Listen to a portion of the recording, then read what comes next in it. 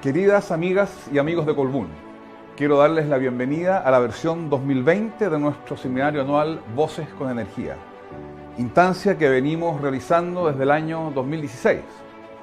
Esta vez, ciertamente, se trata de un encuentro diferente, tras un año donde hemos vivido múltiples aprendizajes. Primero, fue lo ocurrido en octubre del 2019, que al igual como en todo Chile, gatilló en Colbún una profunda reflexión.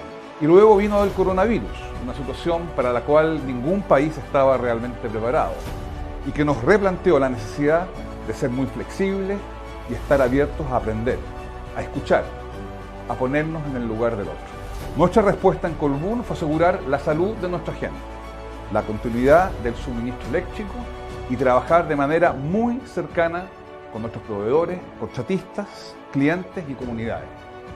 Como decimos en Colbún, la sostenibilidad no es solo una parte del negocio, sino el negocio en sí. Y en ese sentido no es posible, en el largo plazo, generar buenos resultados si no tenemos una gestión adecuada de nuestro desempeño social y ambiental. Con esta visión como telón de fondo, durante la crisis del coronavirus trabajamos en 3 focos principales en las 20 comunas donde estamos presentes. Primero, apoyo sanitario y al personal de salud, incluyendo adultos mayores. Segundo, un trabajo colaborativo con juntas de vecinos y comercios locales para la entrega de alimentos. Y tercero, un énfasis especial en el apoyo a emprendedores locales.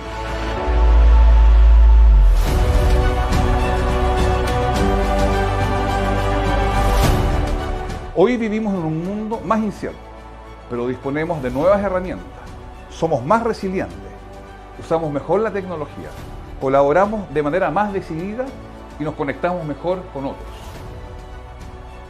Hoy nuestro foco en la compañía está en aportar a la recuperación de nuestro país, porque al final somos las empresas, y en particular las grandes empresas, las que podemos jugar un rol muy importante en la inversión, en el crecimiento y en la creación de empleo.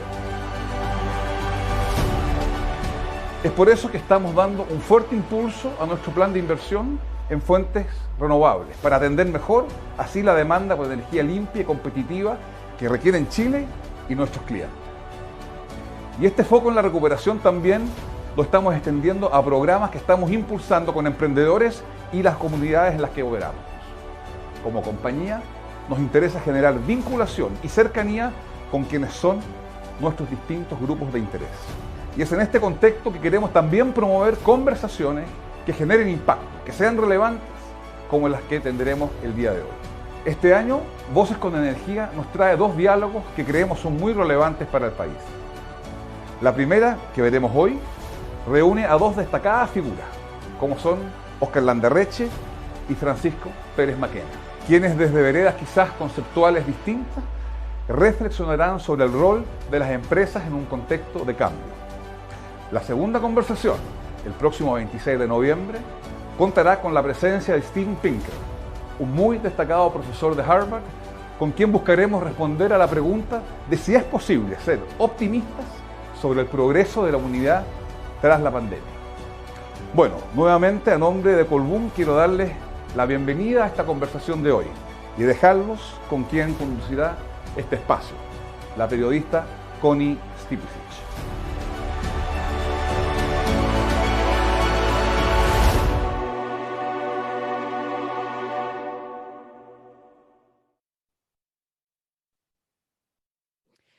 Muy buenas tardes a todas y a todos. Nuevamente les doy una cordial bienvenida a esta 4ª versión de Voces con Energía de Colbún. Muchísimas gracias por acompañarnos hoy día.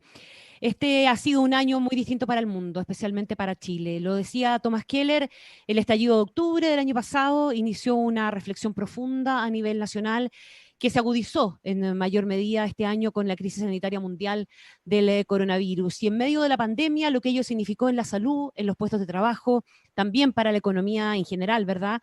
Acudimos a las urnas para ejercer nuestro derecho a sufragio y manifestar preferencias. Y así es como hace unas semanas empezamos un periodo que va a culminar con una nueva constitución para los nuevos tiempos. Este convulsionado escenario nacional y también global nos hace replantearnos un montón de cosas que hasta ahora dábamos de alguna manera por sentadas. Aquí hoy día queremos preguntarnos en qué posición quedan las empresas, qué liderazgos deberían asumir, cuáles no, en qué áreas debieran aportar con iniciativas, qué cambios debieran adaptar en este nuevo contexto. Para eso, y como bien lo decía Tomás, tenemos a dos grandes invitados ampliamente conocidos y reconocidos. Solamente haré una breve presentación de ambos. Francisco Pérez Maquena es ingeniero comercial de la Universidad Católica de Chile, máster en Administración de Negocios de la Universidad de Chicago, es gerente general de Quiñenco y director de empresas. Muchísimas gracias, Francisco, por estar aquí.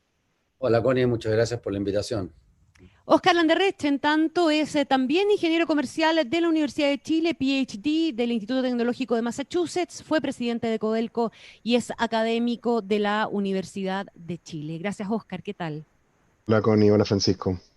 Bueno, Hola. gracias a los dos, bienvenidos. Antes de partir, quiero comentarles que vamos a estar recibiendo preguntas en el correo electrónico vocesconenergia@colbún.cl para írselas planteando a nuestros invitados en la parte final del evento. Vamos primero a partir con una exposición de cada uno de nuestros panelistas. Francisco, a propósito del título de la convocatoria de hoy día, ¿qué rol ves tú para las empresas en el nuevo contexto? ¿Cuál es ese rol? Y a propósito de lo que decía Tomás también, ¿verdad? Esto de que la sostenibilidad es hoy día el negocio en sí. Don Francisco Pérez Maquena tiene la palabra. Muchas gracias, Connie. Quiero primeramente agradecer a Colbún, a Tomás Keller por la oportunidad de conversar con ustedes esta tarde sobre la empresa del mundo de hoy. También a Oscar y a Connie, un gran abrazo antes de iniciarme. Partamos por decir que este tema, que duda cabe, es un tema muy complejo. Porque utilizando la definición del profesor de NYU, Jonathan Haidt, hay dos tipos de problemas. Los que él llama wicked o chúcaros, que son aquellos en que los valores, las creencias políticas y morales de las personas condicionan sus propuestas y el debate, y los problemas mansos, aquellos fáciles de definir, de conseguir los datos y los consensos. El rol de la empresa es, a mi juicio al menos, definitivamente un problema chúcara, en donde lo que creemos define lo que percibimos. Por eso es que coexisten dos relatos antagónicos quizás acerca de la empresa y el capitalismo. De acuerdo al primero de ellos, la empresa se inventó para quitar valor a los stakeholders. Sería una especie de máquina extractiva donde los empresarios serían quizás los depredadores, los ricos, los abusadores. Según el segundo, la empresa es en cambio una herramienta que permite a las personas liberarse para que puedan desarrollar al máximo sus potencialidades para crear valor y bienestar. Efectivamente, los datos dicen que en los últimos 2 siglos, haber dejado a la sociedad civil emprender libremente ha traído a la humanidad el mayor progreso de su historia y que por tanto dejar a las empresas crear valor es un imperativo, podríamos decir que moral. Pero también podríamos agregar que así como el modelo de desarrollo libera, puede hacerlo a costa de postergar a algunos. Por tanto, hay una tercera mirada posible, fundada en la intersección de las fuerzas antagónicas de competencia y cooperación entre las personas para promover el desarrollo y el bienestar. Para explicar esta aproximación, les quisiera proponer una analogía. Imaginemos por un minuto que la empresa es un equipo de competencia en remo que desea practicar un deporte de alto nivel. El objetivo de este equipo es, como podríamos adivinar, ser el mejor de su categoría. ¿Y por qué no? A lo mejor del mundo. Hasta ahí llegaría, por así decirlo, la mirada tradicional de cuál es su función objetivo. Lo entenderíamos fácilmente, ganar la carrera. Aunque la mayoría ven esta foto una sola carrera, en realidad hay 2 carreras en la imagen. La de los botes, pero también la de los remeros, quienes en realidad compiten por la titularidad y podrían, para los efectos de nuestro modelo, representar a los stakeholders. Ninguna de esas 2 carreras se puede ganar sin importar el costo. Siempre, tanto en el rol de la empresa como en el de este ejemplo, existen reglas explícitas o leyes e implícitas, como el fair play o los valores de las empresas que guían su conducta. Ambos tipos de normas condicionan la estrategia del equipo o de la empresa y ambos están en constante evolución. Esta imagen es un buen reflejo de cómo pueden cambiar las normas. En la escena de un partido de tenis se ve una pasapelotas que horroriza al público, según decía la nota de la BBC, al aplastar un insecto en la cancha. La nueva regla implícita, no escrita, es ahora recogerlo, no aplastarlo jamás. Eso es hoy parte del fair play. Igualmente es evidente que en el entorno en que se desenvuelve la empresa, también ha ido evolucionando. A lo largo de los años han ido surgiendo nuevos estándares que impactan su accionar, convirtiéndose en leyes o, por qué no decirlo, en exigencias tácitas de la sociedad. Hoy se exige mayor colaboración entre los diferentes actores, donde las reglas son fundamentales y ciertamente muy valiosas. Volviendo al ejemplo original, ¿significa esto que el equipo ha dejado de aspirar a ser el mejor? ¿Que la empresa deba renunciar a sus utilidades? Por cierto que no. Pero quienes tienen la responsabilidad de dirigir al equipo deben tener en cuenta que las nuevas reglas del juego, en su sentido más amplio, han cambiado. ¿Es posible aumentar la velocidad, por ejemplo, a costa del resto? ¿O se debe lograr con todos a bordo? La mayor velocidad o los mejores resultados deben fundarse en el aporte y reconocimiento de todos sus miembros. El ruido del público, la basura en las tribunas, la afectación de la vegetación en las riberas, todos estos efectos deben ser identificados, evitados y mitigados para que en el balance final dejen un resultado positivo y el equipo pueda cumplir su misión de acuerdo a sus propios valores. Por ejemplo, hacer daño al medio ambiente o olvidarse de las comunidades locales es amenazar el futuro de la propia empresa. Si el equipo avanza más rápido, sin hacerse cargo de estos impactos, no podrá cumplir su objetivo original. Porque una empresa que se sale de las reglas para obtener ventajas efímeras amenaza su sustentabilidad y perjudica, por cierto, a sus accionistas y a todo su entorno. Entonces, a mi juicio, es un hecho que hay nuevas exigencias para la empresa.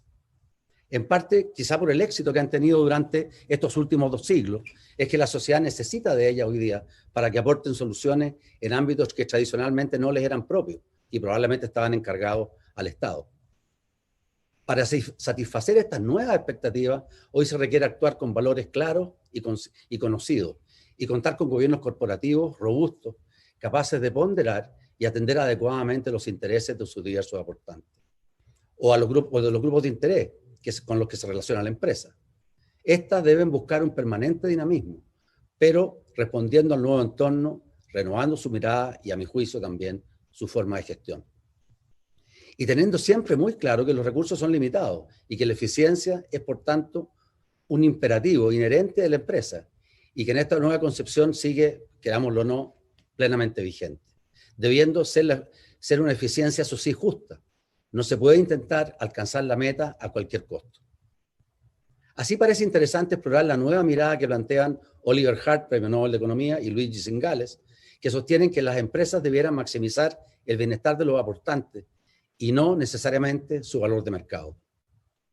Esta es una mirada que redefine el rol de la empresa, no limitándola a obtener ganancias para sus accionistas. Por supuesto que es sumamente relevante contar con ellos, involucrados en la gestión, y que aporten sus valores y lineamientos, un estilo diferenciador y con, ciertamente, muy importante, una mirada a largo plazo, pudiendo en esta búsqueda de bienestar generarse trade-offs, claro que sí, que deberán resolverse, pero también elementos de complementariedad en las acciones adoptadas, aumentando también, ¿por qué no?, el valor de la empresa a través de esta vía. No hay necesariamente contradicción, a mi juicio, entre los objetivos de valor y bienestar, ya que el valor de mercado es parte del bienestar de los accionistas o los aportantes. Y el goodwill, concepto que quiero incorporar ahora, de una empresa, es decir, el exceso de valor por sobre su valor libro, proviene justamente del valor que construyen y comparten la empresa con sus diferentes stakeholders. Hay, por tanto, aquí una reciprocidad entre ambos. Ya que no solo los accionistas aportan capital a la empresa, el capital social, que ésta construye a través de sus relaciones y transferencias de tecnología, entre otras formas de cooperación, se refleja en el valor de mercado de la acción. Ese valor, del que el capital humano específico es, por ejemplo, uno de los componentes, se construye y reparte entre los stakeholders, proveedores, clientes, comunidad, etcétera, y la empresa, formando su goodwill, premio por encima de su valor libro. La reputación, la preferencia del consumidor, como ejemplo, son parte de este que podríamos llamar patrimonio no financiero, es decir, de su capital social. El accionista es el aportante residual, el que cobra al final, y por eso, de ahí que se transforma en su gestor. E incluso he llegado a pensar que uno podría construir un modelo económico para reflejar esta interacción. No se asusten, ¿eh? No me voy a detener a explicar el modelo. ya que daría para una conversación un poco más larga. Pero sí quería compartir con ustedes que es posible, como se ve en la transparencia, incorporar el aporte de todos los stakeholders en el valor de la empresa. El goodwill de una compañía está compuesto en parte por el capital social de la empresa, y este capital lo construyen los diversos stakeholders con sus aportes.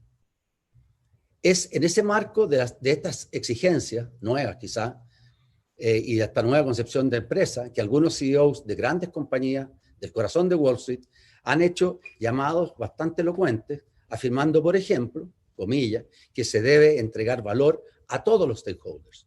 Esta idea, que en teoría parecía muy positiva, conlleva una serie de interrogantes y desafíos que todavía no han sido resueltos por el Business Roundtable. Raghuram Rajan, colega de Oscar de MIT, ha llegado a afirmar al respecto que, si todos los stakeholders son esenciales, la verdad, ninguno lo es. ¿Por qué los CEOs sabrían lo que la sociedad quiere?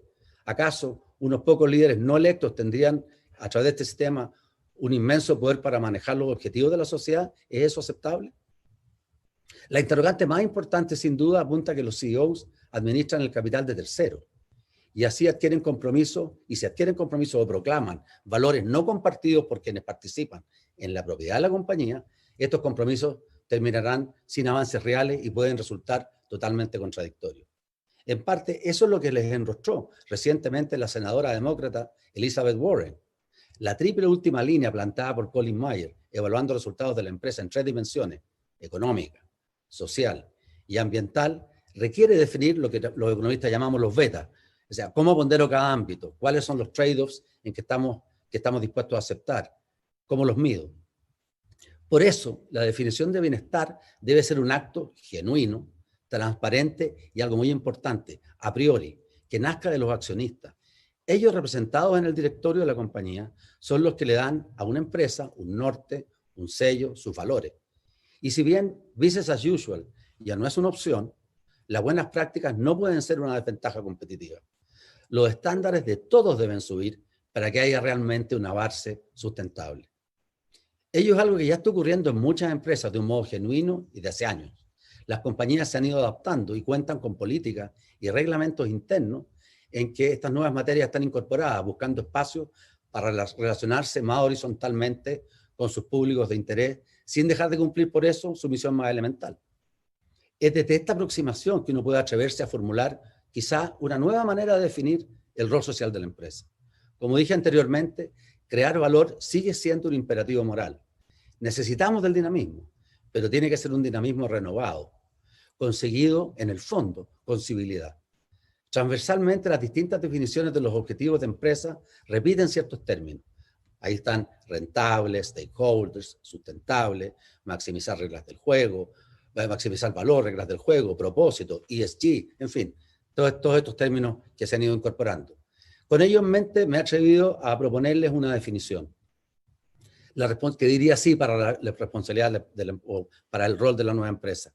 La responsabilidad social de la empresa se satisface cuando, con sentido de propósito, ésta usa los recursos en forma eficiente, socialmente responsable y compatible con las necesidades de la comunidad para hacer una contribución a la sociedad, manteniendo en perspectiva a todos sus stakeholders y protegiendo su capital social, consiguiendo como consecuencia de lo anterior maximizar el valor de sus aportantes. Con esta definición quiero terminar. Muchas gracias, Connie, Oscar. Les cedo la palabra y voy a bajar ahora, dejar de compartir para que puedan pasar al siguiente. Y muchas gracias. Muchas gracias a ti, Francisco. Francisco Pérez Maquena. Oscar Landerreche, sus 10 minutos también para exponer. Muy bien, muchas gracias. Muchas gracias por la invitación. A ver, les voy a leer un pequeño texto que es una extracción, puede ser un pequeño réclame de este libro, Chamullo, que tiene que ver con el tema que estamos discutiendo. Dice así: en español, cuando uno dice compañía pública o empresa pública, en general se entiende que se está hablando de una empresa de propiedad estatal. Sin embargo, en inglés, esto no es así. Las empresas estatales son denominadas explícitamente de ese modo, se dice State-Owned Enterprise o SOE. Pero el término Public Company se refiere a empresas privadas, cuya propiedad está constituida por acciones que son transadas públicamente, usualmente en bolsas de valores. Lo que es público de esas empresas privadas es que cualquiera que disponga de los recursos y considere que es de su conveniencia puede acceder a su propiedad. Las acciones se compran y venden sin importar la identidad de los accionistas, solo su capacidad de compra. Ahora, el origen de la empresa pública en esa connotación se encuentra en la República de Holanda, que existió entre 1581 y 1795 y que es probablemente uno de los motores históricos de la Ilustración, la Revolución Industrial, capitalista y liberal. Una de las cosas más importantes que hizo la recién fundada República Holandesa fue fundar el año 1602 la Compañía Unida Holandesa de Indias Orientales, conocida como VOC, por su sigla en holandés, que fue nada más ni nada menos que la primera compañía pública del mundo, en el sentido anglosajón del término. Esta compañía inventó además, junto a su símil inglesa, el modelo de expansión del imperialismo capitalista comercial, que fue imitado por casi todas las potencias europeas. No es posible exagerar la importancia que tuvo VOC para la sustentabilidad de la República Holandesa, como origen de recursos y riqueza, hizo que Holanda durante varios siglos fuera uno de los lugares más ricos y desarrollados del mundo. Pero hay algo más que era VOC, y esto es un modelo que hacía partícipe a una proporción importante de la población de esa república, o a lo menos a la burguesía holandesa, en el modelo político y económico sobre el que estaba constituido su proyecto nacional. Cuando los ingleses fundaron la East India Company, EIC, en 1599, 2 años antes que los holandeses, era un monopolio otorgado a un duque y sus asociados, y mantenía originalmente la estructura propia asociada al control aristocrático. VOC, en cambio, podía ser propiedad de cualquiera, y cualquier ciudadano podía ser dueño, miembro y partícipe del proyecto empresarial y político. No necesitaba tener conexiones aristocráticas, solo el dinero para comprar las acciones o bonos VOC que se transaban en el mercado. Holanda era después de toda una república. Hoy en día no es percibido así, pero hubo una época en que la posibilidad de que cualquier ciudadano pudiera acceder a la propiedad de un monopolio otorgado en forma estatal y protegido militarmente era un acto de democratización económica radical. El invento de la compañía o empresa pública de responsabilidad limitada le permitía ser partícipe del modelo de desarrollo de su país a un sector mucho más amplio de la sociedad de lo que era posible anteriormente. La pregunta que nos deja la historia es, entonces, ¿en qué consistirá el modelo de empresa pública actual? ¿Tiene necesariamente que ver solamente con la propiedad? ¿Son, comillas, públicas solamente las estatales? ¿O hay un aspecto público de la empresa privada? Hoy estamos transitando en todo el mundo hacia la economía de intensidad regulatoria y contractual. Por un lado, ha aumentado tanto el nivel de interdependencia económica y el tamaño de la economía relativo al espacio humano y ambiental, que el problema de externalidades, esto es, los efectos que la producción tiene sobre comunidades, sobre vecinos, sobre terceros, ha pasado de ser un tópico excepcional a una parte central de la normalidad económica y la vida en sociedad. Cada vez es más cierto que casi cualquier actividad productiva afecta positiva y negativamente a muchas más personas que los dueños, los trabajadores y los clientes. Esto hace que hasta la actividad productiva más privada hoy día tiene inevitablemente un rol y una responsabilidad cada vez más pública. Esto implica que hasta el más simple de los negocios está sometido a un creciente número y complejidad de regulaciones que buscan hacerse cargo, mal o bien, de la contención, compensación y mitigación de la producción de esas externalidades. También implica que ha aumentado la necesidad y el incentivo para que las empresas se hagan cargo directamente de sus externalidades y, por ende, que parte esencial de su quehacer sea la relación con su entorno y comunidad. Por otro lado, los productos y servicios que ofrecen las empresas, por simples que aparezcan a primera vista, se han ido, comillas, descomoditizando y aumentando en su complejidad contractual. La importancia de la experiencia del cliente, de su seguridad y confianza, ha sido el motor detrás de esta complejidad. Casi cualquier producto que antes era simple, ahora incluye una compleja relación contractual. En este mundo de intensidad regulatoria, comunitaria y contractual, la toma de decisiones económicas ha aumentado en su complejidad. Se ha vuelto más compleja la realidad para las empresas que deben considerar un conjunto diverso de elementos al decidir si, cómo y cuándo invertir u operar, y se ha vuelto más compleja para el cliente, que ya toma cada vez menos decisiones, digamos, retail, de bajo costo para revertir, y cada vez más decisiones contractuales, que son difíciles de deshacer y desandar. Hasta los bienes más simples que compran los consumidores tienden a estar envueltos hoy en una maraña contractual que es resultado de las estrategias corporativas de fidelización y de financiación que buscan capturar mercados, dominar segmentos de la población y agregar valor sumando servicios a la venta de bienes.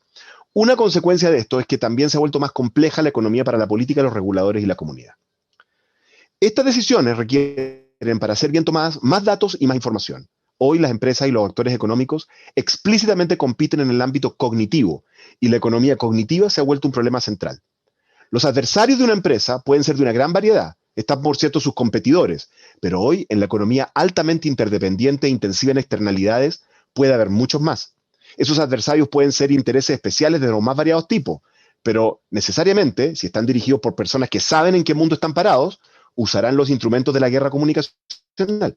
Competirán en la batalla por la santidad, por establecer prejuicios, por inducir comportamientos de manada y gobernar la agenda de preguntas y prioridades públicas.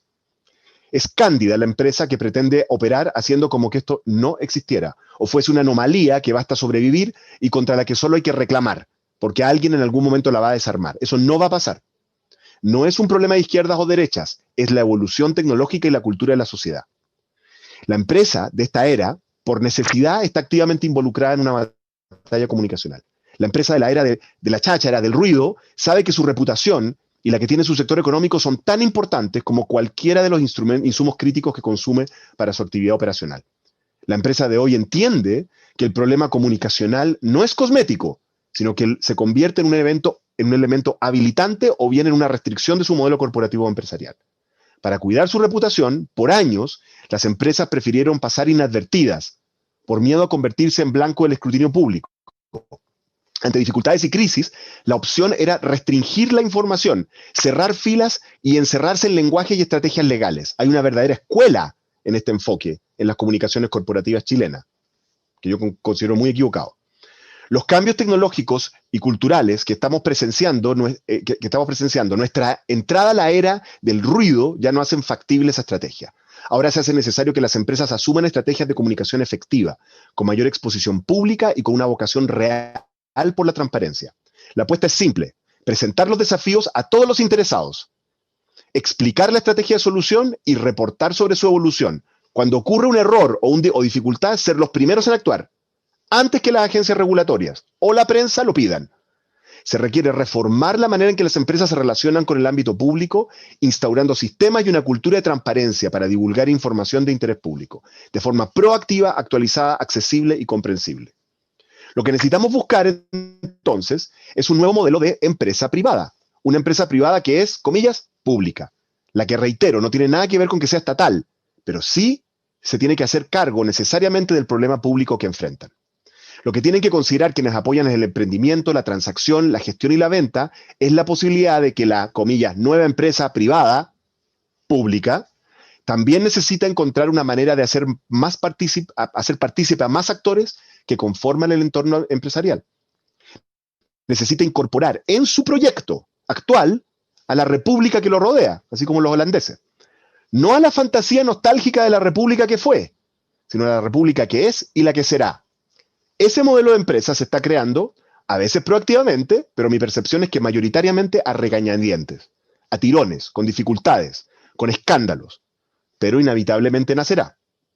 Al igual que ocurrió con VOC, la compañía holandesa de las Indias Orientales, las empresas recuperarán su rol en la sociedad cuando entiendan que su rol no es solo económico y financiero, productivo y laboral, cuando entiendan que su rol es político, pero no político para estar haciendo lobby todo el día, o peor, seduciendo las ambiciones de los políticos con malas artes para atraer sus favores y torcer sus decisiones. No, eso es un rol politiquero, no político, eso no sirve. El rol político, a la VOC, es que la forma en que se gestiona y las cosas que hacen las empresas sean consistentes con el país que los chilenos sueñan, más aún, que sean un instrumento para construir ese país.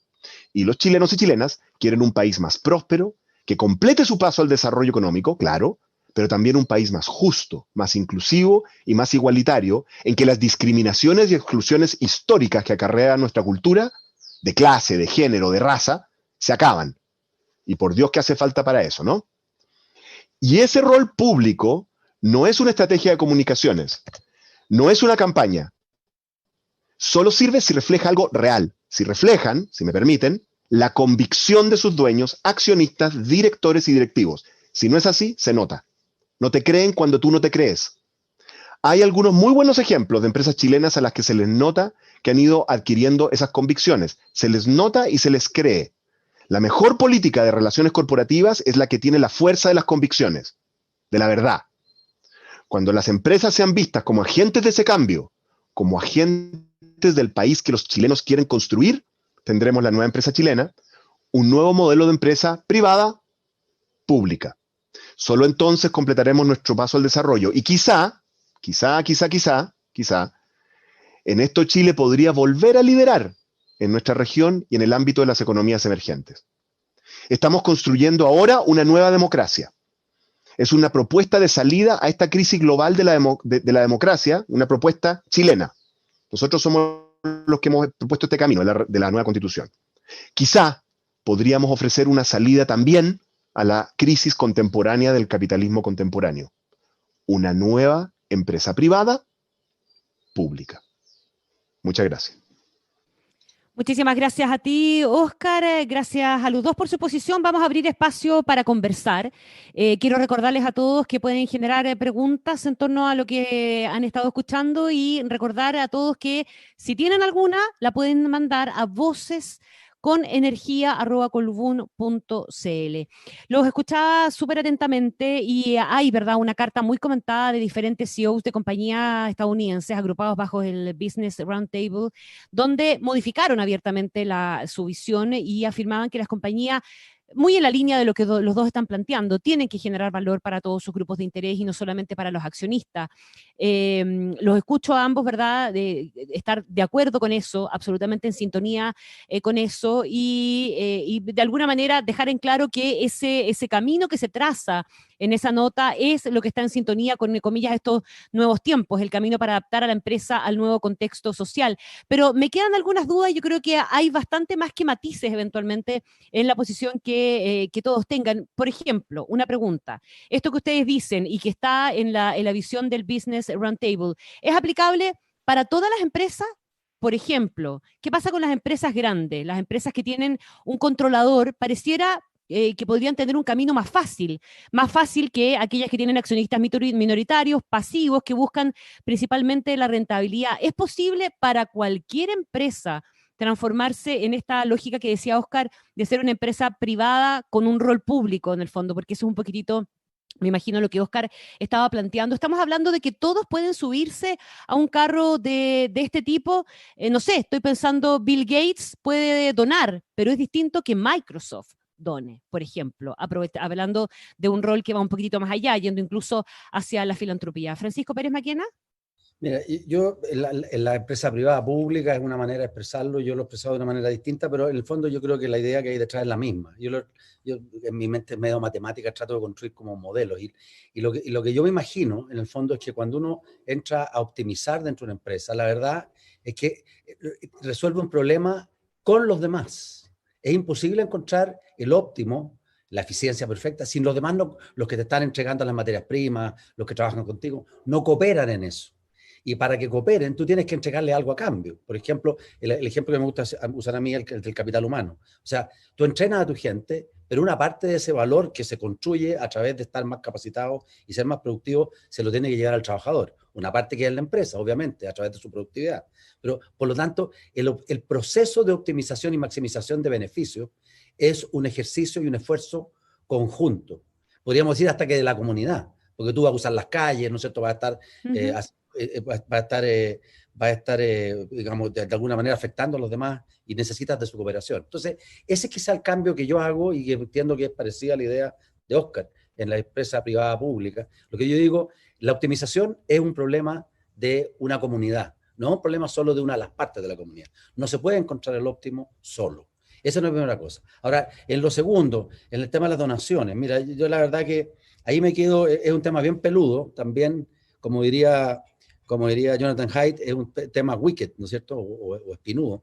Y ahí yo me quedo con Hart y Singales. Lo que Hart y Singales dicen, mira, en esta idea de que la empresa evolucione a buscar el bienestar definido por sus accionistas, obviamente, no solo accionistas, porque accionista es un subconjunto de los que aportan el capital de la empresa. Definido, o sea, cuando uno piensa en los aportantes, uno podría decir, ¿sabe qué más? La empresa puede hacer un trade-off y entregarles menos utilidades a cambio de buscar cosas que para ellos son importantes y entregárselas también. El ejemplo que dan Hart y Singales es el ejemplo de energías limpias, ¿ya? Pero y ahí porque tienen mucho que aportar, o sea, tienen economías de escala, lo van a hacer mejor que el accionista.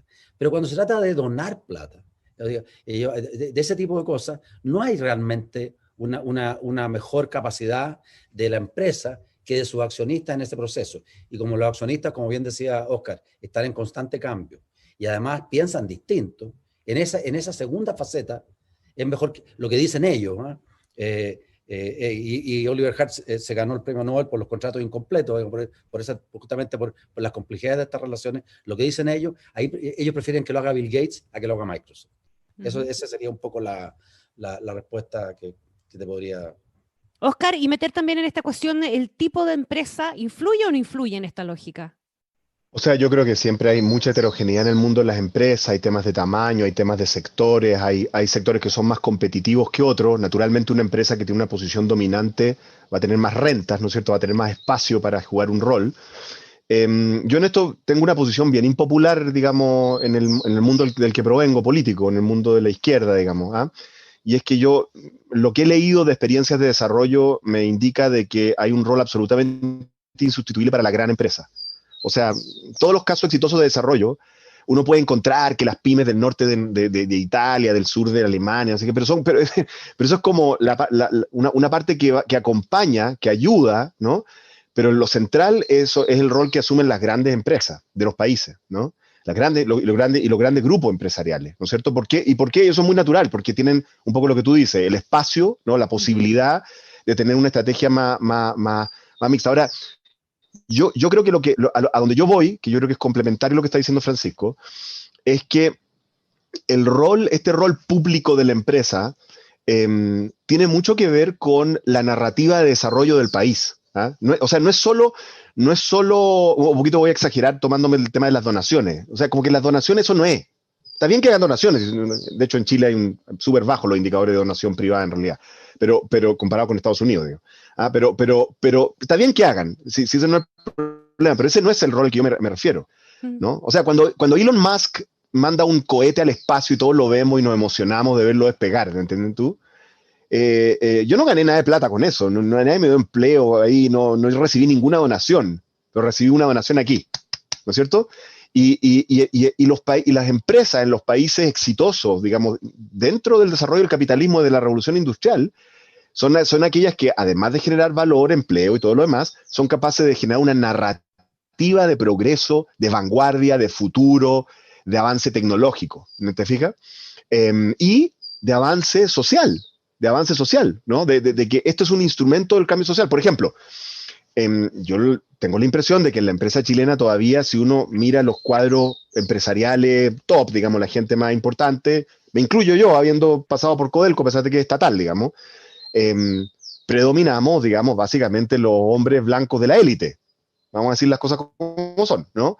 Eso no corresponde a la narrativa del país que quiere. De hecho, no corresponde ni siquiera a una narrativa liberal, ¿ah? ¿No?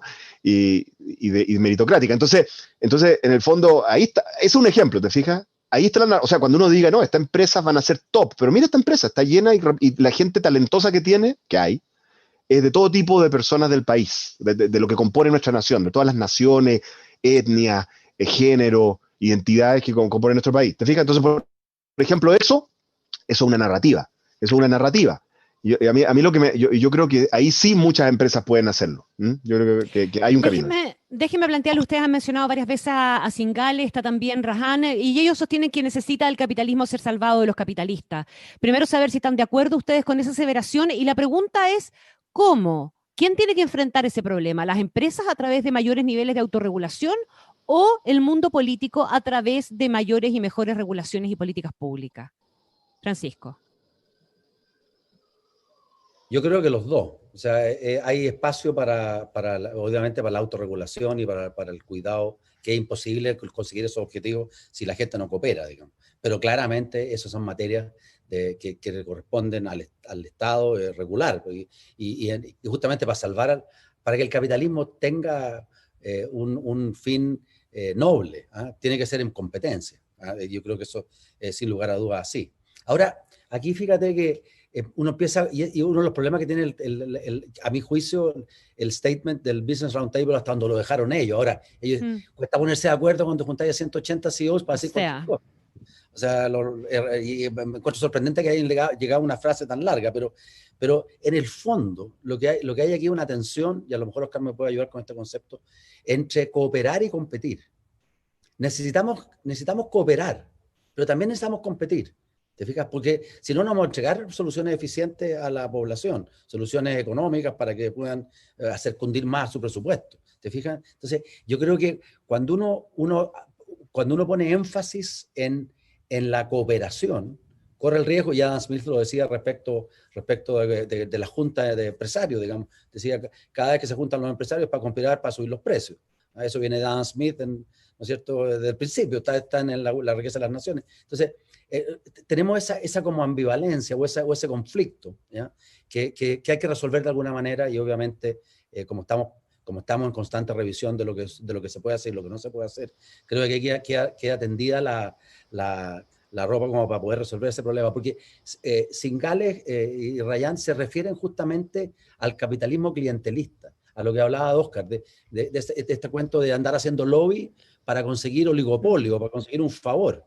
Entonces, cuando uno pone el énfasis en la comunidad, ¿no es cierto?, abre espacios como para que eso empiece a ser más riesgoso. Entonces, hay que tener mucho cuidado de que la cooperación no lleve a transformar la sociedad en una sociedad de capitalismo clientelista, que sería la ruina del sistema de empresa libre, digamos.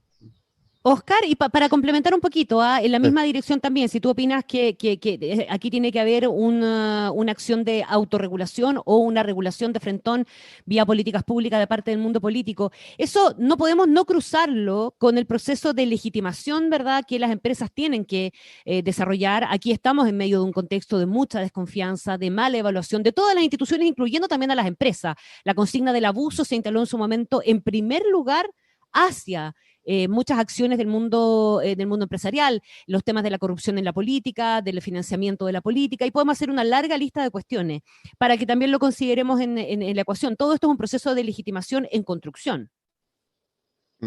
Sí, la frase del libro de Rajan y Zingales, con el mayor respeto hacia ellos, es una vieja idea keynesiana, ¿no? Salvar al capitalismo los capitalistas, la idea de que los espíritus animales, como lo llamaba Keynes, terminan destruyendo, ¿no?, la gallina de los huevos de oro, digamos. Entonces hay que regularlo, hay que tener cuidado. Y en eso, o sea, desde un banco central que te regula la liquidez, digamos, hasta una superintendencia, hasta un CERNAC, hasta una cuestión sanitaria. O sea, es inevitable que hay buenas razones por las cuales es necesario, digamos, regular, y no hay ninguna sociedad en que eso no ocurra y en que se autorregule solamente la industria, pero yo creo que también hay un rol autónomo de la industria, o sea, de las empresas, ¿no? De verdad lo creo. Y sobre todo, lo voy a decir, mira, lo voy a decir de nuevo, en el caso de los grandes grupos empresariales, porque la otra gracia que tienen los grandes grupos empresariales, además de tener rentas, digamos, o sea, de tener espacio, espaldas, ¿no?, para hacer cosas distintas, ¿no? Lo otro que tienen es que tienen cultura empresarial, ¿no? Porque claro, porque un grupo empresarial tiene historia, ¿no? Tiene tiempo, no llegó ahí anteayer. Tiene cultura empresarial y uno se da cuenta cómo las distintas empresas tienen distintas culturas, ¿no? Hay algunas que son más rudas, menos rudas, más inclusivas, menos inclusivas. Entonces ahí hay una oportunidad enorme, porque cuando hay una cultura empresarial, que es una doctrina que tiene que ver con, en esta empresa hacemos la cosa de esta manera, que es una vieja idea de los grandes empresarios anglosajones, por si acaso, ¿verdad? Así como viejos que decían, no, esto aquí, no. Esto sí, esto no. Usted, señor, usted es un jovencito que viene con el MBA. No, señor, en esta empresa se hace esto. Eso también existe, ¿eh? Y ahí también hay un rol. Ahora, yo me quiero simplemente agarrar de una palabra clave que dijo Francisco, porque él se preguntaba, decía, ¿cómo se equilibra esto de cooperar y competir, ¿no? Que eso es como la vida, ¿no? La vida es cooperar y competir. Bueno, es donde se combinan en forma benevolente, en forma constructiva, cooperar y competir tiene un nombre hace mucho tiempo, se llama comunidad. Una comunidad es un lugar en que uno tiene derechos, tiene deberes, tiene desafíos, tiene premios. Eso es el lugar en que se equilibra cooperar y competir. Por eso es que los viejos colegios ingleses, ¿no es cierto?, Hogwarts, agrupaban a los niños en casas, ¿no? En casas que competían entre ellas, pero había códigos de honor. Había cosas que se podían hacer, cosas que no se podían hacer. Hay competencia y cooperación. Eso es muy antiguo. Adam Smith también, tú te referiste a él, él mismo lo dice, que se necesita eso, si no el mercado no funciona. Entonces yo creo que hay un rol doble, hay un rol de los reguladores. Yo creo que hay un problema con eso también, porque efectivamente hemos tenido muchos escándalos de captura de los reguladores, entonces también se deslegitima ese rol, ¿me entiendes? Pero hay un rol autónomo de la empresa que yo creo que es muy importante, y de los accionistas mismos, en su asamblea. ¿Dónde creen ustedes que está el origen, si es que uno pudiera identificarlo? Probablemente no es uno, sino que son varias las causas, pero si uno pudiera tratar de resumir esto y buscar las causas de la mala evaluación, las encuestas lo muestran, ya lo decíamos, la desconfianza, las empresas en el paquete de las instituciones mal evaluadas, la sensación de abuso, la acusación de que las empresas están desconectadas de la calle. ¿Dónde creen ustedes que estuvo el punto de partida en eso?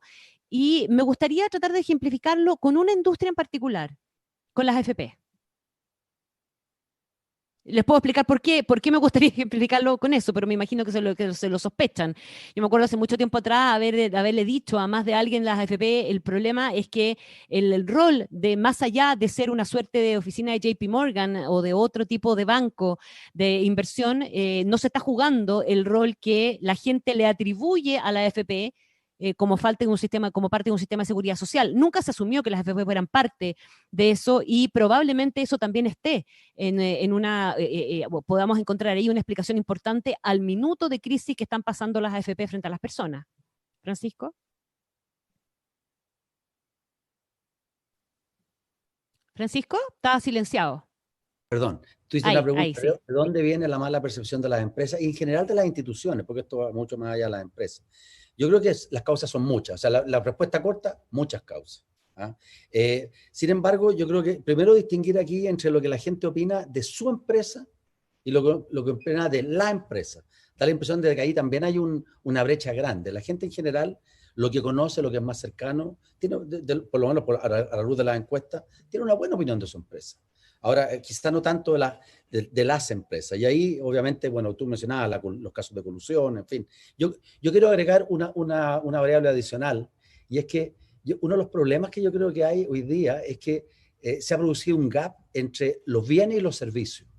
¿Ya? Los bienes, cuando uno mira la tendencia histórica, estos 200 años, la verdad que lo que ha pasado con la renta y la capacidad de la gente de comprar bienes han ido volviéndose cada vez más baratos. ¿Ya? Por ahí, Deirdre McCloskey hablaba, hacía un cálculo para Estados Unidos, cuántas horas hombres se necesitan para comprar un refrigerador. ¿Ya? Y la verdad que en los últimos 100 años se ha desplomado, en los 50 años. Pero sin embargo, los servicios, y hay uno en particular que se destaca en forma negativa, se han ido para el otro lado, se han hecho mucho más caros. Y el servicio que se ha hecho más caro de todo es la educación.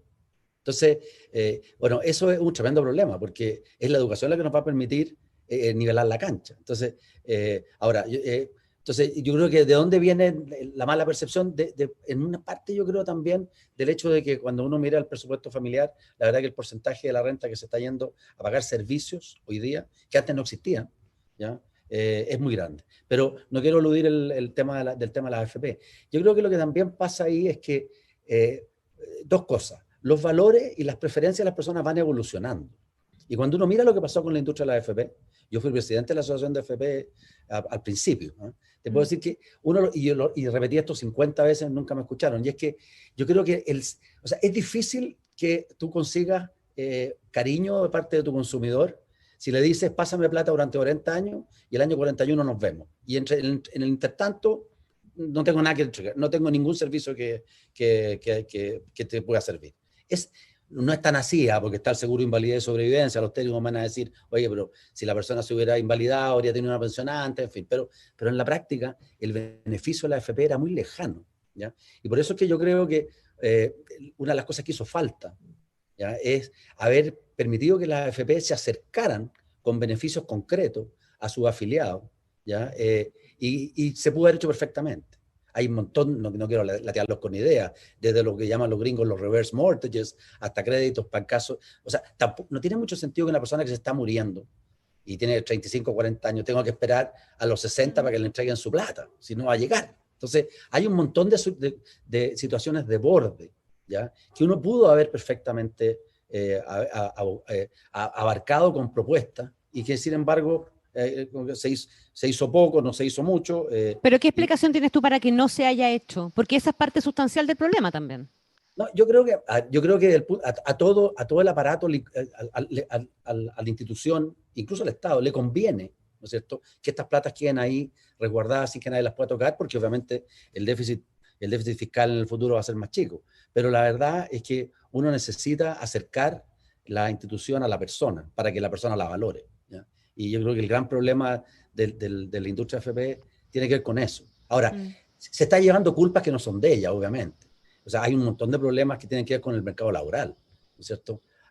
Y además también, esto es un tema más matemático, pero como Chile progresó mucho, las remuneraciones fueron creciendo más rápido de lo que crecían los fondos. Entonces, cuando uno calcula la tasa de reemplazo con un 10% de ahorro, a pesar de que la rentabilidad han sido bastante buena, creo que tiene un promedio como el 8% real, o sea, un 70% de lo que hay en las cuentas proviene de la rentabilidad.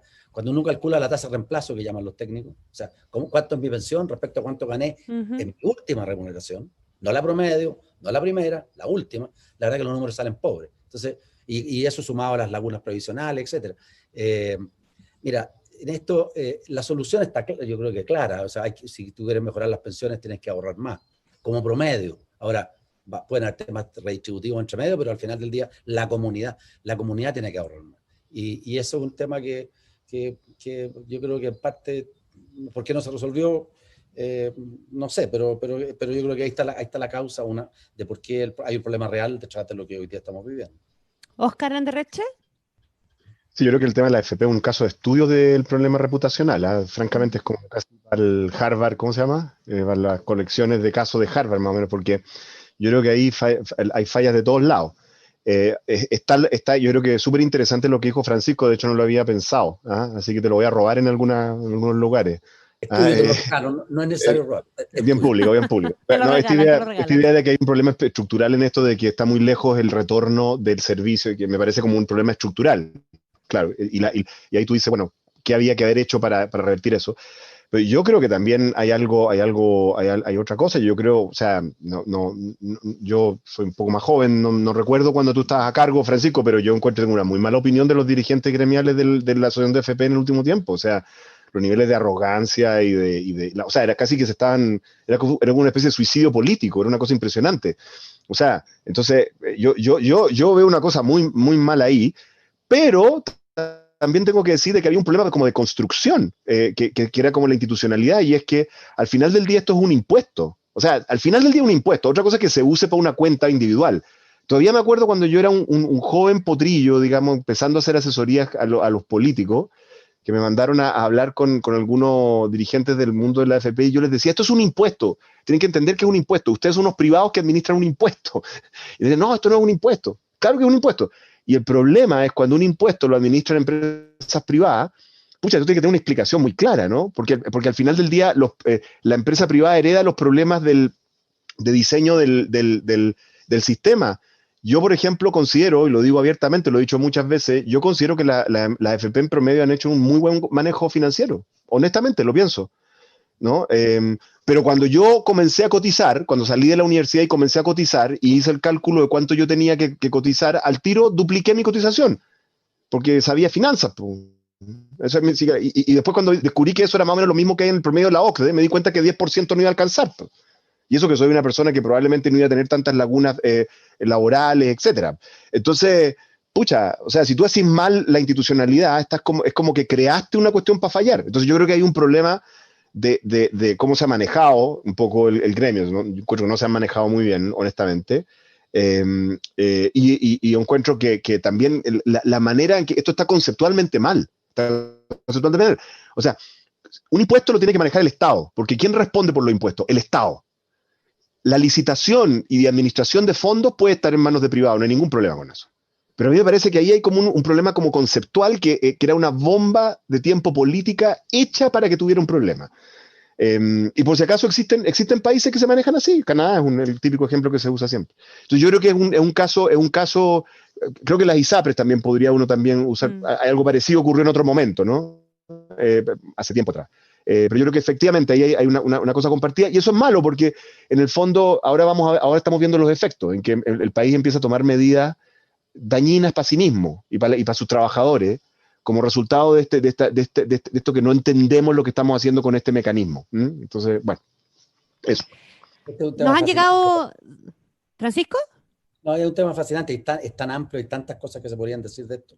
Fíjate que, para Oscar, otra idea, uno siempre habla del sistema de pensiones mirando el lado de los pasivos del balance, pero la verdad que hay toda una historia corriendo por el lado de los activos del balance, o sea, por el lado de lo caro que se está haciendo y lo difícil que se está haciendo prestarle los servicios a las personas mayores, ¿eh?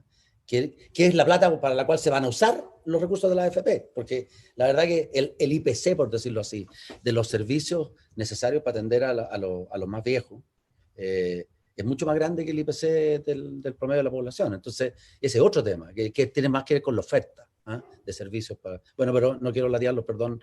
No, está bien, está bien. Lo que pasa es que es un bonito ejemplo del tema reputacional justamente y de la conexión necesaria con ese medio ambiente que ustedes han relatado. Hay acá una brecha generacional, Francisco, Oscar, también, porque, a ver, no solo uno ve en los gremios que se han venido conformando en el último tiempo, hubo un cambio generacional y también un cambio de actitud bastante visible. Uno ve también las nuevas empresas, muchas de las cuales han venido adoptando en el tiempo estas prácticas, y estoy pensando en las tecnológicas, por ejemplo, fundadas por emprendedores jóvenes también, cosas que también hemos visto acá en nuestro país, emprendimientos que parten de gente joven y que tienen una mirada y una visión distinta. ¿Hay un tema generacional? Yo creo que yo siempre digo que la juventud es un problema del alma más que del carnet de identidad o de la fecha de nacimiento. Así que desde ese punto de vista yo creo que, o sea, me da la impresión de que uno, no importa cuándo haya nacido, si tiene inquietud por mejorar las cosas, va a venir, va a hacerlo. Esto del tema generacional es bien interesante porque yo creo que se ha instalado esta idea no solo en el tema que hablamos, sino que, por ejemplo, el tema ambiental. Uh-huh. Si las antiguas generaciones le tienen una deuda, ¿no es cierto?, a las nuevas generaciones por haber hecho lo que han hecho con la naturaleza y con el medio ambiente, a pesar de que, no sé, mostraba yo el gráfico, los 200 años, los 1000 años de desarrollo económico del planeta, la verdad que lo que uno descubre que la cantidad de gente que nos habita, lo mencionó Oscar también, y la cantidad, lo que consumen esas personas, la verdad se ha multiplicado por 100 en los últimos 200 años.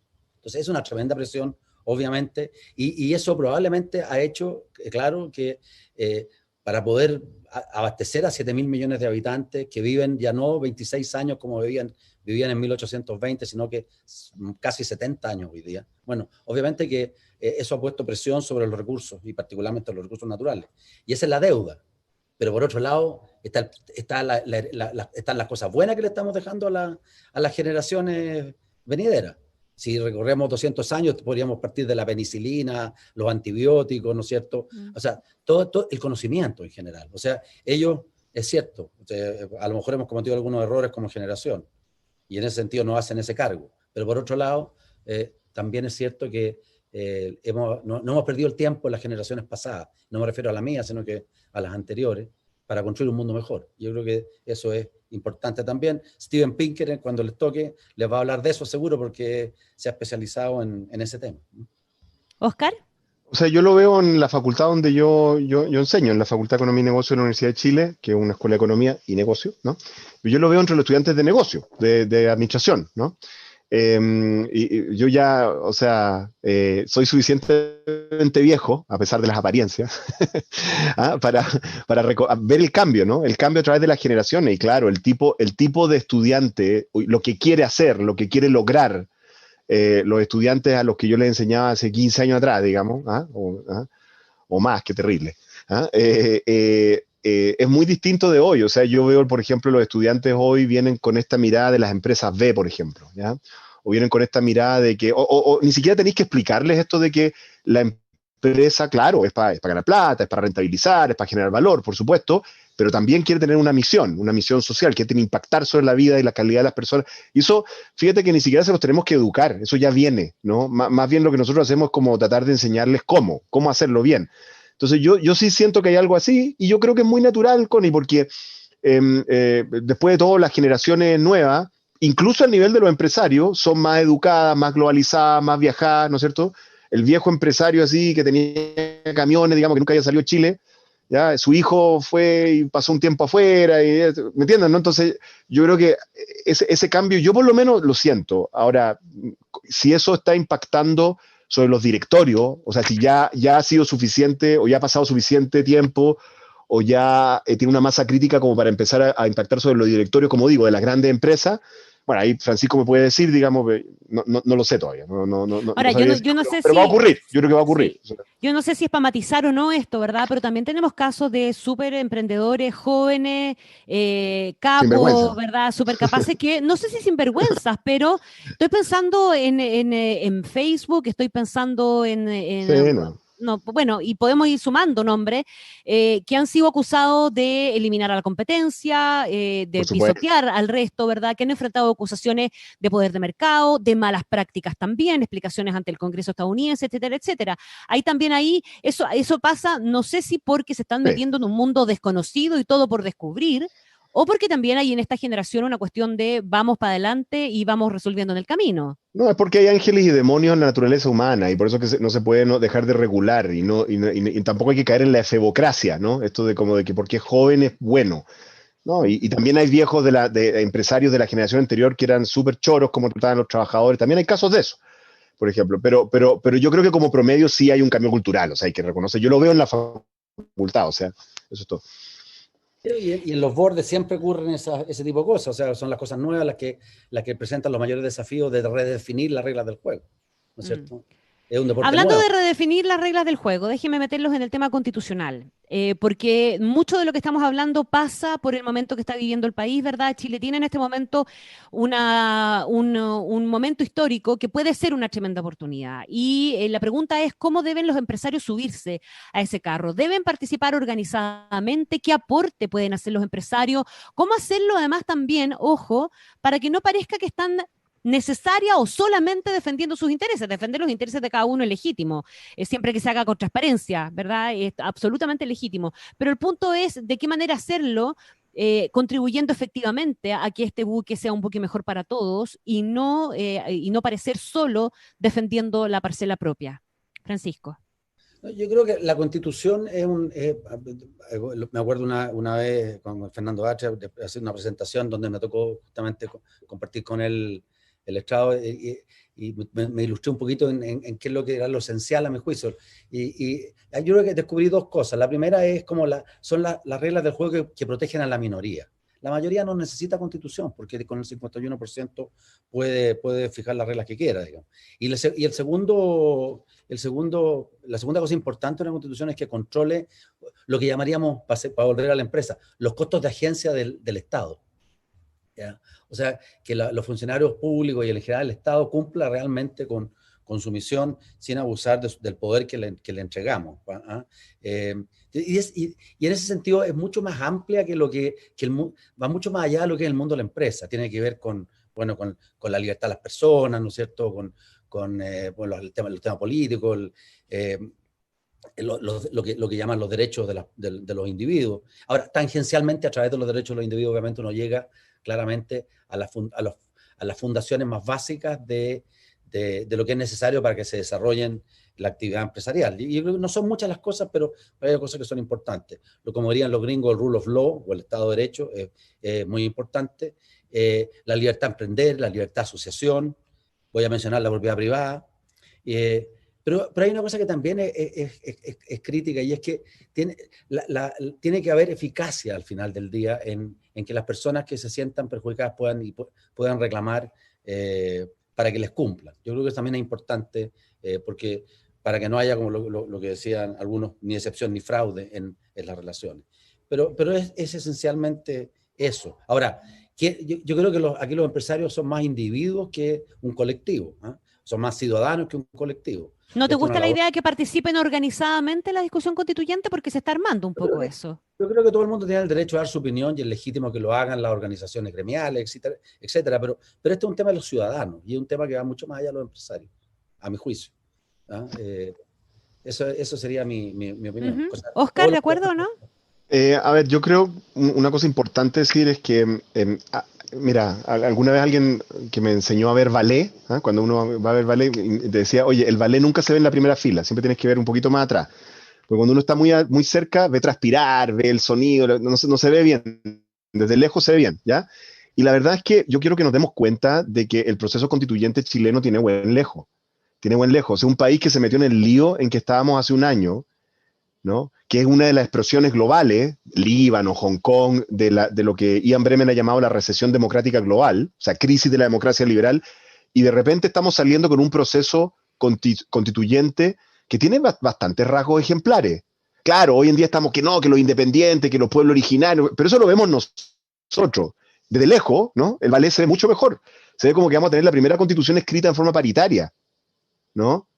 Y que por primera vez en nuestra historia vamos a hacer una constitución en democracia, y con la regla de 2/3 y la página en blanco combinada, que es una cosa bien equilibrada a mi juicio. Entonces, es una tremenda oportunidad para que Chile le ofrezca al mundo una manera de salir de este lío. Entonces yo creo que eso es importante, y eso al final al empresariado también le va a redituar, ¿no? Porque ser parte de un país que tiene una solución buena, ¿no? A sus problemas es parte de lo que vamos a hacer. Y yo creo que hay otro elemento, sí, que es bien importante, donde yo creo que el empresariado puede colaborar harto. Aparte de participar como ciudadano, yo estoy de acuerdo con Francisco, tiene todo el derecho y ni un problema, y de hecho sería bueno que hubiera unos cuantos personas ahí que tengan esa visión, me parece bien. Y es la siguiente, yo creo que es muy importante que este país logre en la discusión constituyente descomprimirla. Y para descomprimirla tenemos que reconocer que hay un conjunto de urgencias sociales que si no les damos cauce por los procesos políticos donde corresponde que se den cauce, o sea, los procesos políticos que vienen de elección de presidente, parlamentario, alcaldes, gobernadores, que es ahí donde tienen que estar radicados los temas de pensiones, salud, vivienda, ciudad, etc., todos los problemas que tenemos, ¿no? Es ahí, en el ámbito de las políticas públicas, hay un peligro de que la ciudadanía termine presionando para que esos temas de política pública queden radicados en la discusión constitucional, lo que es muy, muy malo. Porque cualquier persona que haya estudiado la ridiculez que hicieron los argentinos cuando fijaron el tipo de cambio en la Constitución, ¿no?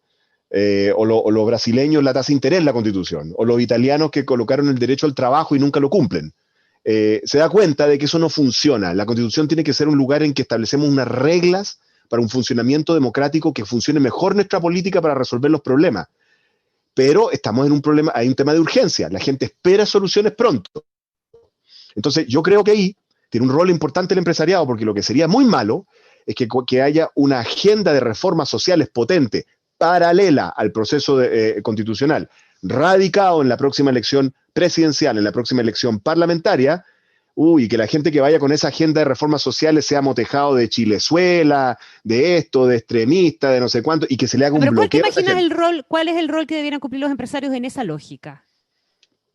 Yo creo que el empresario tiene que tener una mirada bien estratégica de país y participar de los dos procesos, legítimamente representando sus intereses, pero con harta generosidad a las personas que están tratando de construir soluciones políticas al problema en que estamos. Y eso no siempre ha ocurrido. Tengo que decirlo con mucha franqueza. Francisco, ¿tú crees que eso sea posible? Yo creo que hay generosidad. Al principio, vuelvo a mi presentación, yo creo que cuando uno maximiza, uno maximiza en conjunto, no lo hace solo, ¿ya? El tema es que hay una restricción presupuestaria, el tema es que tenemos que enfrentar la escasez, ¿ya? Y desgraciadamente, no lo sabían los precursores de la idea, pero nos pegó esta pandemia que es la peor pandemia de los últimos 100 años, ¿ya? Y que todavía contra la cual vamos a tener que luchar por un buen rato. Entonces, o sea, obviamente vamos a tener que enfrentarnos a muchos problemas y hay un tremendo desafío. Yo creo que hay que ser generosos, todos tenemos que ser generosos. Ahora, pero esos problemas, Francisco, perdona, pero esos problemas uno los puede enfrentar en la lógica que ustedes estaban describiendo cuando partimos de estas presentaciones, ¿verdad? En la lógica de entender el contexto, de ser parte, hacerlo de manera sostenible o hacerlo tratando de salvar los muebles. Es bien distinto enfrentarlo de una y otra forma. ¿Sabes lo que pasa? Que yo creo que es difícil que la gente... O sea, este año el PIB va a caer. ¿Qué significa eso? Y vamos a ser más chilenos, ¿no es cierto? Y si incluimos los inmigrantes, todavía un grupo más grande. O sea, si tenemos menos PIB y más gente, el PIB per cápita sí se achicó. O sea, nos hicimos más pobres. Es muy duro hacerse más pobre. O sea, tienes menos capacidad de financiamiento, los problemas que en Chile son muchos. Entonces, irremediablemente uno juzga el presente con el recuerdo como fue el pasado. Entonces, cuando el pasado es más malo que el presente, como que uno se siente progresando y es más fácil andar relajado por la calle. Cuando el pasado es mejor que el presente, la cosa se pone un poquito más compleja. Entonces, volvemos ahí a los problemas de Jonathan Haidt, que denomina wicked problems. O sea, es más difícil en un escenario de escasez más dura encontrar esos equilibrios. Hay que buscarlo, yo creo que sí. Yo creo que la sociedad civil tiene que tener un rol muy importante en eso. Y aquí vuelvo a Raghu Ram Rajan. Yo creo que hay que fortalecer la comunidad, porque ahí es donde se va a dar este diálogo, ¿ya? Es como la pata que se nos ha quedado atrás, no solo a nosotros, sino que al mundo en general, vis-a-vis el Estado o la empresa, ¿no es cierto? Y hay que buscar esos entendimientos. Ya, pero ¿qué significa? Déjeme aterrizar un poquitito una cuestión, porque ¿qué significa ese nivel de entendimiento? ¿Significa que la gente tendrá que ser comprensiva, de que en un momento de escasez yo voy a tener que terminar echando a la gente que trabaja conmigo porque no voy a poderle seguir pagando y pucha, perdónenme, pero no me queda otra y ojalá, señor Estado, conversemos un rato y usted hágase cargo? ¿O tenemos otra forma de canalizar las cosas y buscar eventualmente una salida distinta? No, hay otra forma. O sea, la idea de esto de que es simple echar a la gente, yo creo que es una mala idea. Cuando uno pierde un trabajador o un colaborador, se va con él el capital humano específico que hemos construido juntos. O sea, es súper caro para él y para la empresa. Y hay que tratar de evitarlo. Por eso que, por ejemplo, en el caso nuestro, enfrentando la pandemia, enfrentando el estallido social, nosotros dentro del grupo salimos a proponer una remuneración mínima para nuestras empresas, obviamente, y también un congelamiento de las desvinculaciones para que la gente tuviera capacidad de enfrentar este problema de forma mejor. Esa cosa que hicimos tiene un elemento de preocupación por los demás, pero también con eso nos ayudamos nosotros, ¿te fijas? Porque, o sea, piensa tú, si desaparece la gente del planeta, ¿y qué empresa existe? Desaparece la empresa. ¿Ah? Desaparece el universo, en realidad, porque si no hay nadie que mira las estrellas ya no están ahí. O sea, necesitamos incorporar a la gente e ir progresando juntos. ¿Ah? Y soy un convencido de eso. Es la tesis central de mi presentación. La maximización aquí del bienestar es un esfuerzo colectivo. No es un esfuerzo de una sola persona, ni de una parte. ¿Ah? Ese es una importante. Uno escucha a Francisco y conoce también experiencias, ¿verdad? Y sabe que hay empresas que funcionan en esa dimensión. Sin embargo, la imagen del colectivo es distinta. Las empresas abusan, a la primera de cambio van a querer echar a su gente. ¿Qué es lo que falta ahí entonces para conectar esa realidad? Que yo no sé si es mayoritaria o no, pero es una realidad que sí se vive en muchas empresas grandes, respecto de las cuales justamente existe una percepción que por lo que uno va recogiendo puede ser mucho más equivocada de lo que la gente cree. ¿Qué es lo que falta para conectar y cómo y qué importancia hay que darle a esa conexión pensando en el proceso que se nos viene por delante como país? Me refiero al proceso constituyente. O sea, yo creo que tenemos que empezar a pensar en las empresas de una manera más comunitaria, ¿ya? Y eso significa que la participación... No solo desde la empresa hacia la gente, sino que también la gente hacia las empresas. Claro, pero es un tango que bailan dos. Entonces, déjame darte un ejemplo. Yo tuve el privilegio la única experiencia empresarial que yo tengo es cuando estuve en Codelco, por cierto, ahí de presidente del directorio. Y cuando yo llegué, me acuerdo que mis amigos como del mundo empresarial me decían espantados que lo terrible que iba a ser que yo tenía que convivir en el directorio con representantes sindicales. Y yo puedo decir que buena parte de las cosas buenas que hicimos era gracias a que tenía esa gente ahí, fíjate. Porque era un canal de comunicación y de conversación directa. Y después empecé a investigar y descubrí que hay países en los cuales esto está institucionalizado, como los países alemanes, por ejemplo. En Alemania y en Austria, ¿no? En esos países hay como dos tipos de directorio. Uno que es como el directorio de dueños, por así decirlo, y el otro que tiene a más actores para... Y eso hay derechos y deberes. Derecho a información y todo lo demás. Entonces, yo creo que hay maneras distintas de incluso armar los gobiernos corporativos y las carreras que uno le ofrece a los trabajadores para que ellos sean parte de este... Ahora, esto no significa que en determinado momento alguien se tiene que ir o no cumple, o por supuesto, eso es parte de la gestión, obviamente.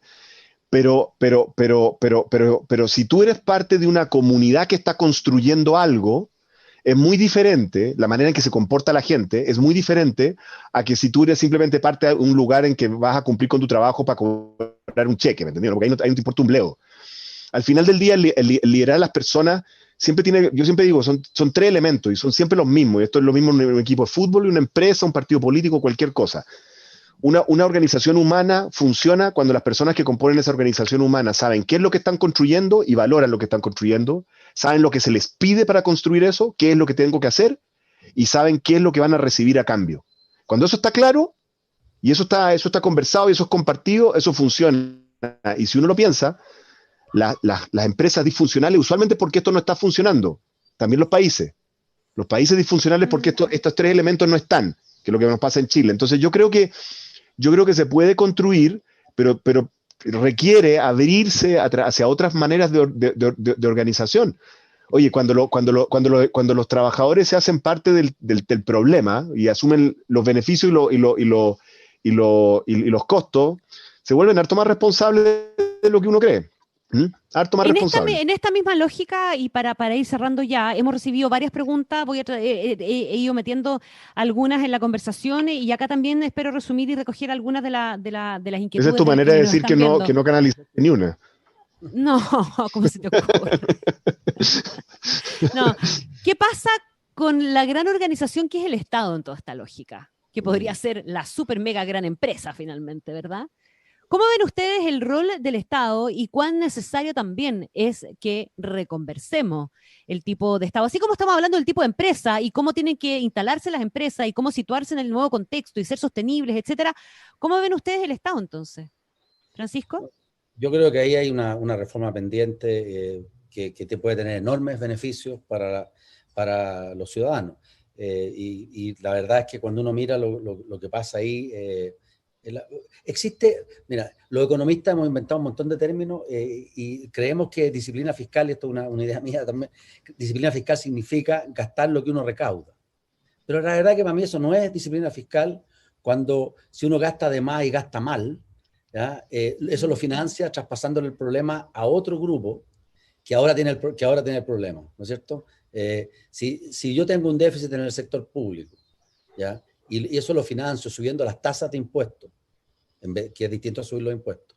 Y le traspaso el problema al sector privado, yo arreglo el problema al sector público, pero ahora tengo un problema de déficit en el sector privado. Hoy día en la prensa, creo que en el Mercurio, de hecho venía la noticia de que las empresas privadas debían 130 puntos del PIB. ¿Ya? Al final del día necesitamos que las empresas sean eficientes, pero también necesitamos aumentar la eficiencia del sector público. Ahora, este es un tremendo desafío político, no estoy diciendo ninguna cosa, no es ciencia nuclear lo que estoy diciendo, pero una cosa es decirlo, identificarlo, otra cosa es poder implementarlo, dadas las restricciones de la política y la democracia, que son más complejas, digamos, pero es una necesidad muy importante. Óscar Landerreche. A ver, yo creo que, bueno, es una gran pregunta, Connie, porque yo creo que la siguiente fase de desarrollo chilena, si es que imitamos los países el camino que hemos seguido, necesariamente requiere de acuerdos público-privados para las apuestas productivas que tenemos que hacer. Eso es así, porque hay problemas de coordinación, ¿no es cierto? Que cuando estos grupos empresariales, cuando hagan apuestas hacia nuevos sectores, hacia más desarrollo tecnológico, van a requerir que esté el Estado con su infraestructura, van a requerir la capacitación, pero también eso tiene que ser financiado, entonces los impuestos, hay un pacto ahí que se ha observado en Corea, Nueva Zelanda, Irlanda, Finlandia, en todas partes. Entonces, pero si tenemos un Estado que muestra las disfuncionalidades para operar que ha mostrado durante la pandemia, para usar un ejemplo, digamos, tenemos un problema. Y yo creo que el tema de reforma del Estado es algo en lo cual estamos al debe en la izquierda. Lo voy a decir súper directamente, porque nosotros somos los más interesados en fortalecer el rol del Estado. Entonces, por ejemplo, yo he hecho un ejercicio, yo considero que aproximadamente 75% de los cargos de confianza que se nombran cada periodo, cada vez que se elige un presidente, no debieran ser cargos de confianza, son cargos que deben ser completamente profesionales. ¿Ya? Y ojo, porque aquí también cuando la derecha ha gobernado dice lo mismo, pero cuando llegan al gobierno igual los nombran. ¿Para qué vamos a decir la historia? Entonces, no, porque aquí es difícil el cuento. Entonces, profesionalizar el servicio civil. La carrera funcionaria está lleno de mentiras. Entonces, le mentimos a la gente respecto a la carrera funcionaria. Le decimos, usted no puede hacer negociación colectiva ni puede hacer huelga, pero la hacen. Está prohibido tener estos porcentajes de gente a contrata, pero lo hay. Entonces, después queremos que los funcionarios públicos se comporten como así probos y todo lo más, cuando en realidad sus propias condiciones laborales son mentirosas.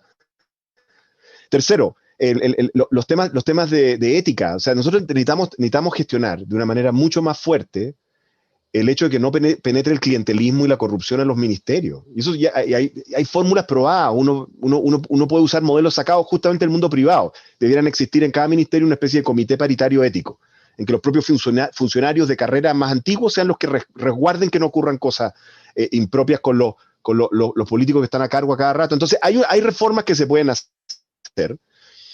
Yo creo que en la izquierda somos los más interesados en hacer esas reformas para legitimar el rol del Estado, pero además, dada la fase de desarrollo que viene, solo va a ser posible con un Estado que funcione bien. De acuerdo. Se nos fue el tiempo. Son las 19:20. ¿Qué tal?